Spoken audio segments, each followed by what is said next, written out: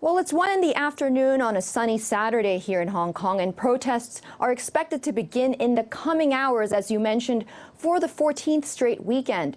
Today, protests are gearing up once again to target Hong Kong's only airport, the Hong Kong International Airport, which of course is one of the busiest in the world. It comes after we saw a night of violence that saw police use tear gas and rubber bullets to break up crowds. But as I speak, many of them are making their way to the airport as they did earlier this month, last Sunday, in fact. But this time it will be much trickier to identify or differentiate protesters at the airport from people who aren't protesting.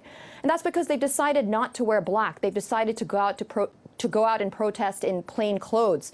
The protesters are actually calling for what's called the Fight for Freedom, Stand with Hong Kong 2.0 movement, and it is expected to happen every weekend at Terminal 1 at the Hong Kong International Airport. And organizers are actually encouraging those participating to enter areas of the airport that are accessible, areas that don't require boarding passes, in order to explain the current situation of the Hong Kong protests to foreign tourists. They really want to get their message out even more to the international world.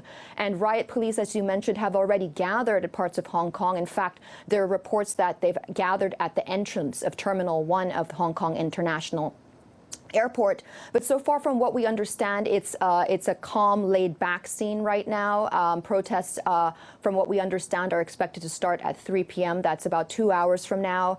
Meanwhile, MTR, which is the metro operator in Hong Kong, has suspended some operations, some trains to the airport, and there's reports of riot police, as I mentioned, gathering at certain stops. But apart from the protests at Hong Kong International Airport, there's also talk of protests that could take place outside the Hong Kong leader's residence, Carrie Lam, in the heart of Hong Kong, but it's unclear yet how that will pan out.